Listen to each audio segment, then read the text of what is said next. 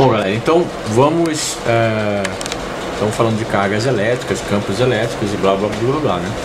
A gente viu lá que corpos em equilíbrio eletrostático não possuem cargas internas, né? Tudo tão concentrado na parte externa.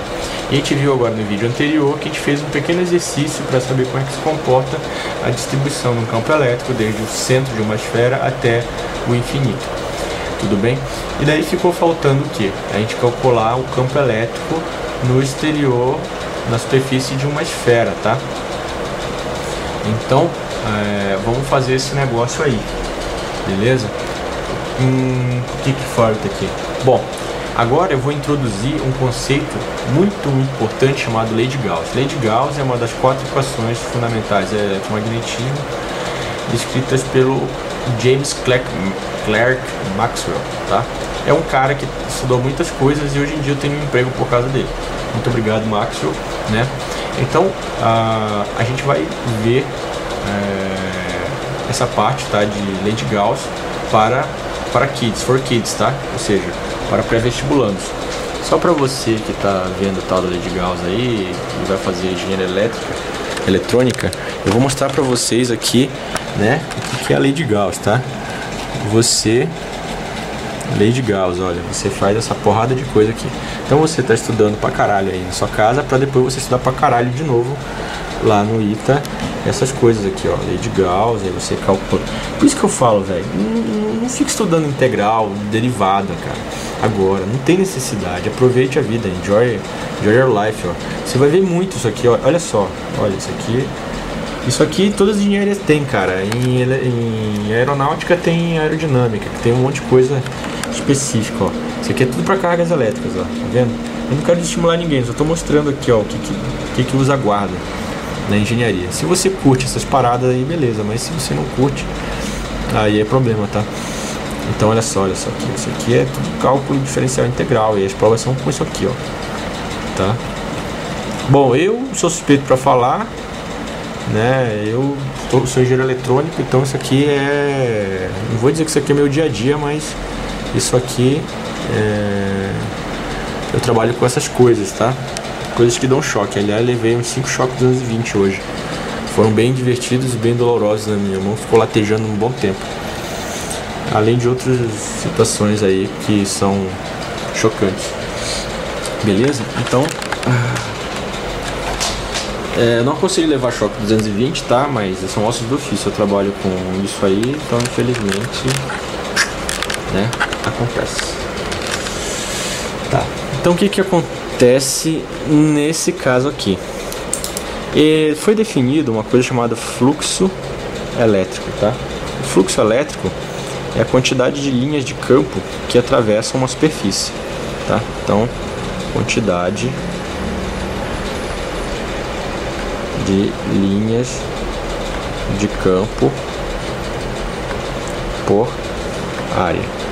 Então veja o seguinte, a gente vai definir que linhas de campo entrando numa superfície, elas são positivas, e saindo da superfície elas são negativas, tá? Não, aliás, que saem da superfície fechada são positivas. Então, se você tem um campo elétrico entre duas cargas positivas, então vai ter isso aqui, ó. As linhas de campo estão aqui nesse sentido, ó. O campo elétrico aqui, ó. Tá vendo? Campo elétrico aqui, campo elétrico aqui, ó. Aí você tem. Então você precisa de uma superfície fechada, tá? Então o que é uma superfície fechada? É uma coisa que engloba tridimensionalmente uma coisa. Então criar 3 superfícies fechadas aqui, ó. A A1, A2 e A3. Corretos? Tá? Então veja, o fluxo de linhas, quanto maior é a quantidade de linhas, maior é o fluxo elétrico, tá? Então veja o seguinte, mas não vamos colocar a quantidade, mas sim o sinal do fluxo, né?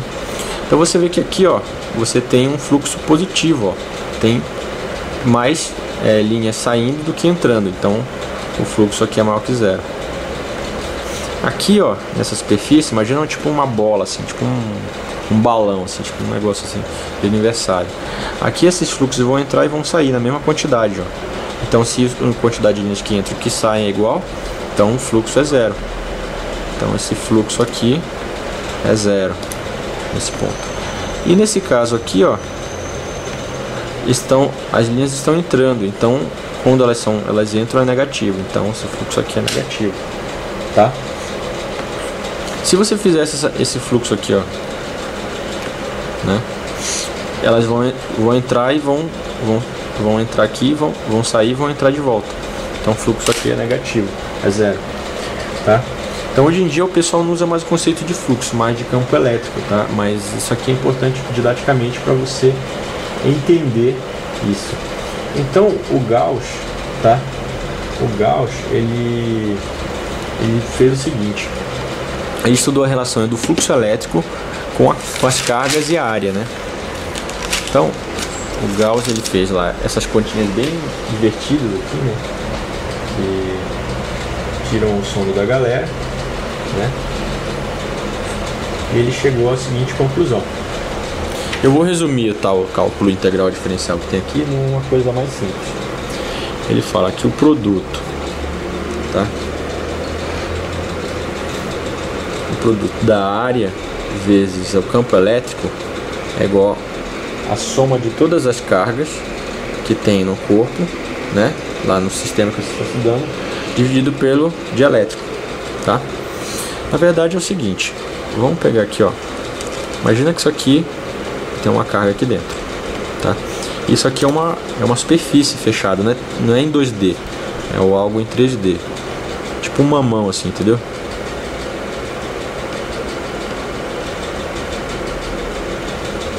Um abacate, né? Então o campo elétrico aqui, ó, você vai ter que pegar ele e vai pegar. É que assim, geralmente o conceito que a gente usa é de vetor normal. Vetor normal é um vetorzinho geométrico que ele é sempre perpendicular à superfície, né, ao plano da superfície. Então ele tem chama isso aqui de normal. E aí, por exemplo, o campo elétrico sai aqui assim, ó. O que você tem que pegar? Se o campo elétrico que está perpendicular, que está meio doidão na superfície, tá? Imagina que tem esse caso aqui, né? De um negócio todo doido aqui, ó. Campo elétrico assim. Tá, não vai confundir isso aqui com o corpo em equilíbrio eletrostático. O corpo está aqui. Isso aqui é uma superfície imaginária que você cria quando você vai aplicar a lei de Gauss. Você cria uma coisa imaginária na sua cabeça, sei lá, fica doidão lá e imagina uma coisa que engloba ele todo. Pode ser a figura que você quiser. Aí o campo elétrico vai ter um ângulo com essa normal, tá? Então esse ângulo aqui, ó, ou seja, ele quer pegar sempre a componente perpendicular a essa figura. Então no fundo seria isso aqui, ó, tá? Mas geralmente pro segundo grau o pessoal dá uma facilitada, né? E aí você faz a soma das cargas que estão dentro dessa superfície, tá? Se a carga for positiva e uma negativa de igual valor, essa soma vai dar zero. Então o fluxo é zero, o campo elétrico é zero. Faz todo sentido, tá? Então veja. Então essa é uma forma de você calcular um campo elétrico de uma figura muito louca, né? O que você faz? O que você faz aqui nesse caso? Vamos pegar aqui o exemplo mais simples, que é o da esfera, né? Então imagina que você tem aqui uma esfera metálica, né? Ok? E aqui ela tem uma carga Q, positiva. Eu quero saber qual que é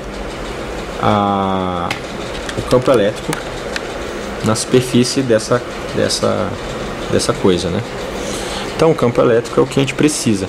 Aliás, isso aqui é o fluxo, tá? O fluxo elétrico é proporcional ao campo vezes a área vezes cosseno, né? No caso que você tenha que o campo elétrico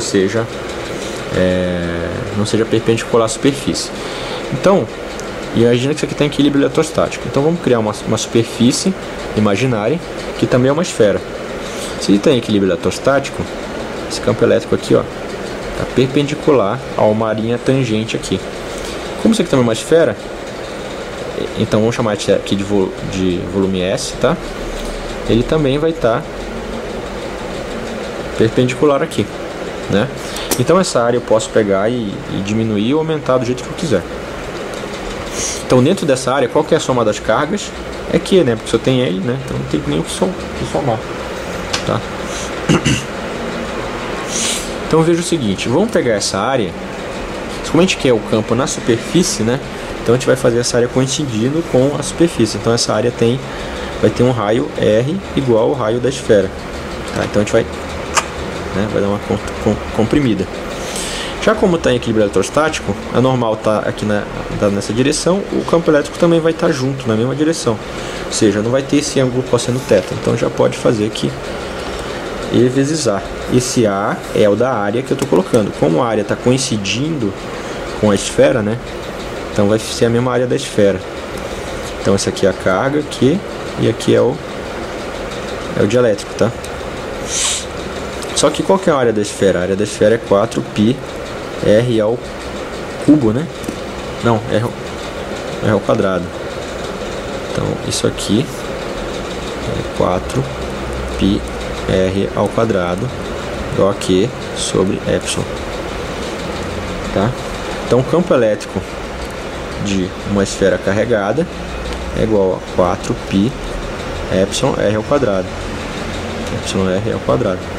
Então você vê que você tem isso aqui, ó, π epsilon 0 Q sobre r ao quadrado. Só que r é o raio da esfera, tá? Então veja, eu posso escrever aqui, isso aqui é K, Q, R ao quadrado. Já viu isso em algum lugar? Já, né? Isso aqui é conhecido, o cálculo do campo elétrico pela lei de Coulomb, onde K é igual a 1, 4π epsilon. Esse epsilon depende do material que é do meio, se for água, se for dentro do ar, se for no vácuo, se for numa outra substância, meio do óleo. Então tem um epsilon, né, para cada situação. Então você vê que aqui, ó, a lei de Gauss é bem simples, né? Lembre-se, fluxo elétrico é A cosseno θ igual ao somatório das cargas sobre epsilon, né? Então daí você tira, né, para o caso da esfera. Com isso, o nosso problema fica resolvido, né? Então você vai ter aqui até o raio R da esfera, daí ele pula para um valor que é Q, 4π epsilon r ao quadrado, e depois ele cai, né, com essa fórmula aqui, Q, 4π Rzinho, tá? Rzinho é essa distância aqui, ó, daqui pra cá, tá? Esse aqui é o Rzinho. Então no total, né, R mais Rzinho mais Rzão. Então esse cara cai com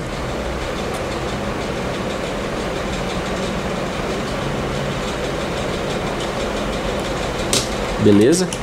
Então é isso aí, cara. Um abraço. Falou.